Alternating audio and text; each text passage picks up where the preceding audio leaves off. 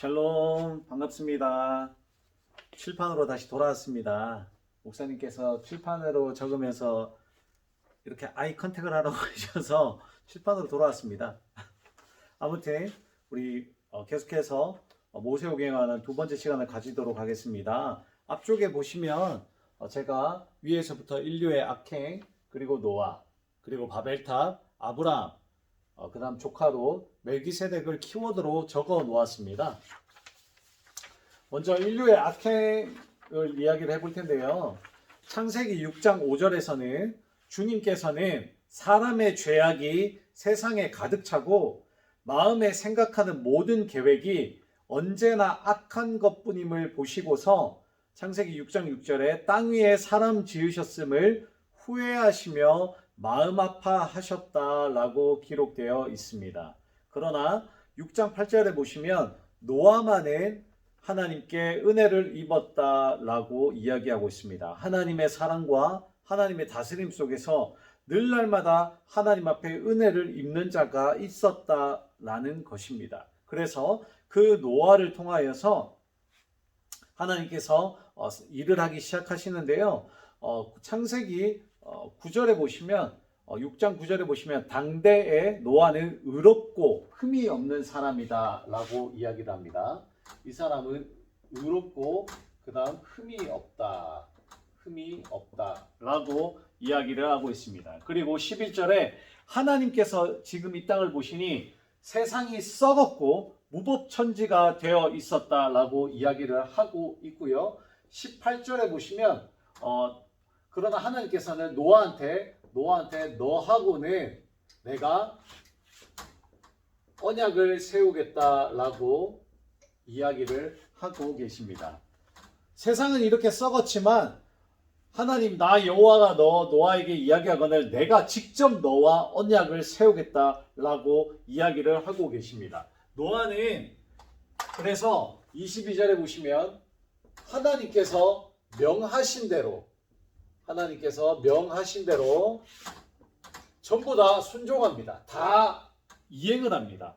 명하신 대로 다 하였다, 꼭 그대로 하였다라고 이야기를 하고 있습니다. 그래서 하나님께서 노아를 통하여 방주를 예비시키시죠. 그리고 노아가 600세 되던 날, 노아가 이 600세가 되던 날 홍수가 시작되어집니다. 노아가 600세 되던 날 홍수가 시작되어지고요. 150일 동안 땅이 물로 뒤덮입니다. 물로 뒤덮이게 되죠. 그리고 노아 이 물이 뒤덮이고 난 다음에 물이 어느 정도 이제 잦아들기 시작하면서 150일 이후에 나중에 노아가 방주에서 내리고 하나님 앞에 제단을 쌓고 예배를 드립니다. 노아가 제일 처음에 했던 것이 무엇입니까? 바로 예배를 드렸다라는 것입니다. 그 모든 것들 하나님께서 이 추악하고 더러운 세상 가운데에서 나에게 은혜를 입혀주시고 그리고 나를 살게 해주신 하나님이 나를 통하여 다시 한번 새 땅을 열어주신 그 하나님 앞에 제일 먼저 한 것은 하나님 앞에 예배를 드렸다라는 겁니다. 예배를 드렸다. 하나님 앞에 예배를 드렸다. 그래서 그때 하나님께서 그 예배를 받으시고 사람은 원래 악한 거야. 내가 그렇기 때문에 땅을 저주하지는 않겠어. 라는 약속을 하게 되시죠. 그리고 이때 당시에 무지개를 내가 이제는 다시 한번 하나님의 그 노아와 그의 아들들에게 하나님께서 노아와 그의 아들들에게 복을 내려주시면서 내가 다시는 이제는 물이라는 걸로 세상을 쓸어버리지 않을게 라는 언약의 징표 나 이제 물로 심판 안 할 거야 라는 언약의 징표로 무지개란 걸 허락하여 주십니다. 일단 가운데 무지개 다들 한 번씩 보셨죠? 무지개 못 보신 분들 없었을 겁니다. 그 무지개는 바로 이때 생겨난 거라고 생각하시면 되겠습니다. 그리고 이후의 사건에 노아가 벌거벗은 모습이 나오죠. 9장 20절에 보시면 노아는 처음으로 처음으로 밭을 가는 사람이다 라고 이야기를 합니다. 밭을 갈았던 사람.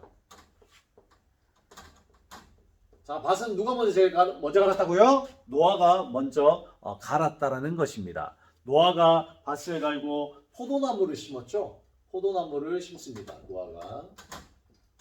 근데 이때 당시에 아들이 3명이 있었는데 중간 아들인 함이 이 장면을 보고 포도주에 취해서 벌거벗은 장면을 보고 형과 동생에게 그것을 알리고 아버지를 흉보는 사건이 일어나게 되죠. 이때 함의 4번째 아들인 가나안이 저주를 받게 됩니다. 아마도 많은 신학자들이 이 아들인 가나안이 먼저 할아버지의 모습을 보았고 이 할아버지의 모습을 그대로 아빠한테 함에게 알리고 함이 다시 형과 동생에게 알렸다라고 해서 가나안의 저주까지 이어졌다라는 것이 많은 신학자들의 이야기입니다. 그리고 나서 11장에 바벨탑 사건이 일어나죠.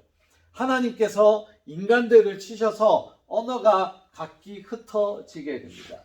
여기는 11장에 창세기 11장에 바벨탑 사건이 등장하고 이때 당시에 인간들이 이렇게 이야기하죠.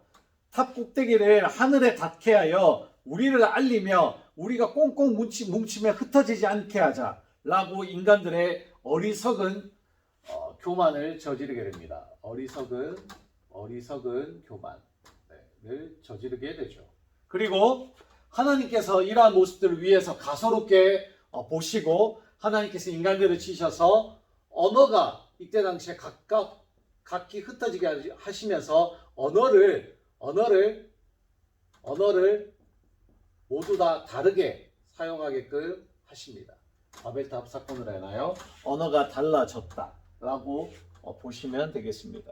그리고 이때 당시에 모든 그 악행들을 계속 저지르면서 흩어지고 나고 하나님이 모든 것들을 다시 멸하고 난 다음에 새로운 시작이 바로 아브라함 창세기 12장에 시작되어집니다. 이 모든 인간들은 이제 흩고 난 다음에 이제 별볼이 없다 이거예요.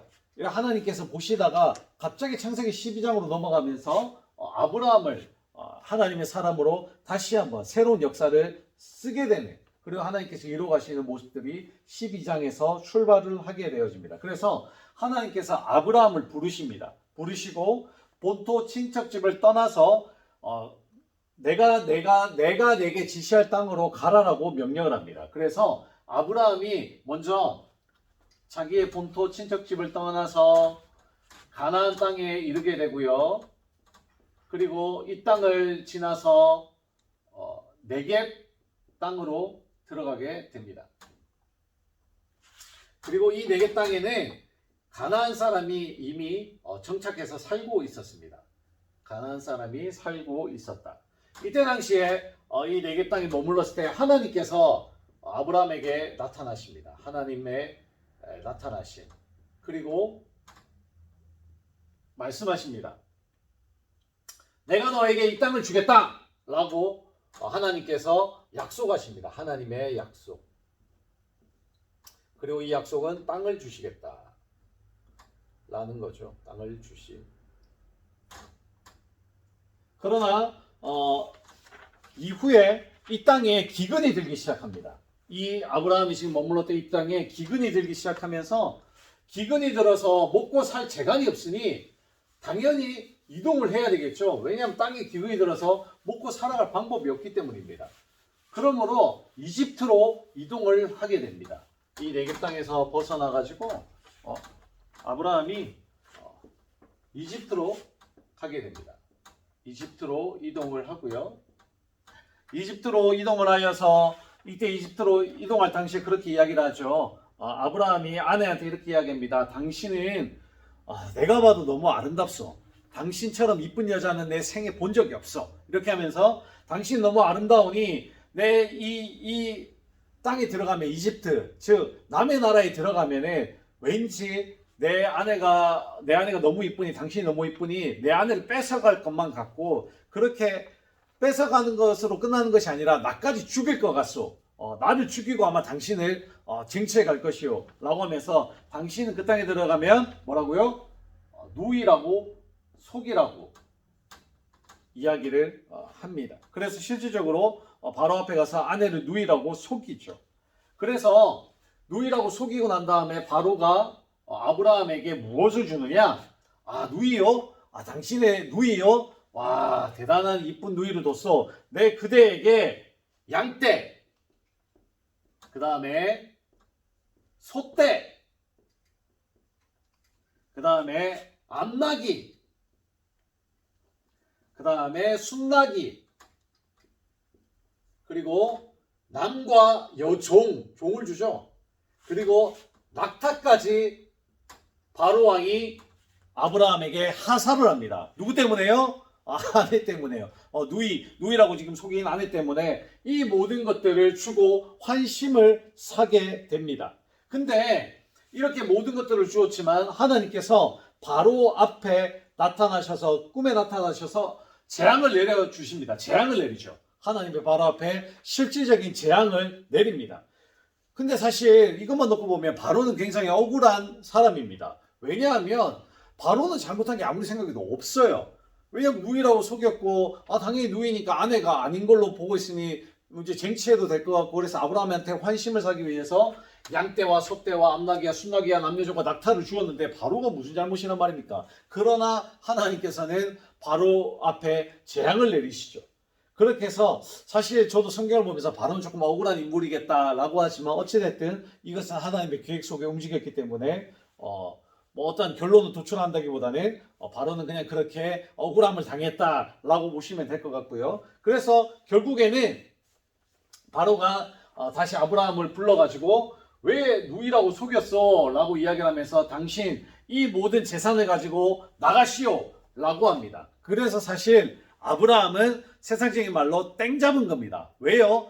하나님이 사실은 아브라함이 내가 내게 지시할 땅으로 가라 해서 가나안 그리고 이 가나안을 지나서 네겝 땅이라서 하나님께서 자 이제 이 땅을 너에게 주겠다라고 했는데 하나님께서 반드시 이 땅을 주겠다라고 했는데 기근을 들게 했어요. 사실 아브라함은 이 땅을 떠나면서 사실 마음속으로는 의문을 가질 수밖에 없었습니다. 하나님이 반드시 이 땅을 주신다고 하셨는데 왜 이 땅에 기근이 들어서 내가 할 수 없이 이집트로 이동해야 되나? 라는 마음을 품고 아마 들어갔을 겁니다. 그러나 결론은 지금 보시다시피 어떻게 됐습니까? 양떼와 소떼와 암나기와 순나기와 남녀종과 낙타를 얻고 떠나게 되는, 결론적으로는 재산을 얻고 떠나게 되는, 그래서 다시 한번 이 땅으로 들어가게 되는 희한한 결과를 맞이하게 됩니다. 과정 내에서 사실 하나님께서 함께 하신다는 믿음을 가지고 누이라고 아내를 속이지 않았음에도 불구하고 이 모든 과정들이 하나님의 계획대로 움직여졌기 때문에 어찌됐든 이렇게 속이지 아니하였으면 양떼와 소떼와 암나기와 순나기와 남녀종과 낙타를 못 얻었겠죠. 그러므로 이 누이를 속이는 과정까지도 하나님의 계획 안에 들어갔다라고 보시면 되겠습니다. 그렇게 해서 결국에는 다시 한번 가나안 땅으로 들어가게 되죠. 그러나 어찌됐든 계획은 하나님의 계획이지만 아브라함이 하나님을 온전히 신뢰하지 못하고 누이라고 속인 것은, 그러나 이것은 죄다라고 또한 볼 수 있겠습니다. 그러나 하나님은 이 모든 죄를 추궁하지 아니하시고 이건 너는 잘못이었다라고 그때 당시에 나타나서 이야기하지 아니하시고 그저 이 모든 재산을 얻고 나아가게 하시죠. 하나님은 한번 이 아브라함을 하나님께서는 내가 택하여서 모든 민족을 이루어 가겠다라는 이 변함없는 계획을 가지고 계셨기 때문에 이 중간 과정들은 크게 하나님께서 이때 당시에는 노여워하지 않으셨던 것 같습니다. 그러나 어쨌든 속인 것은 잘못이다 라고 볼 수 있겠습니다.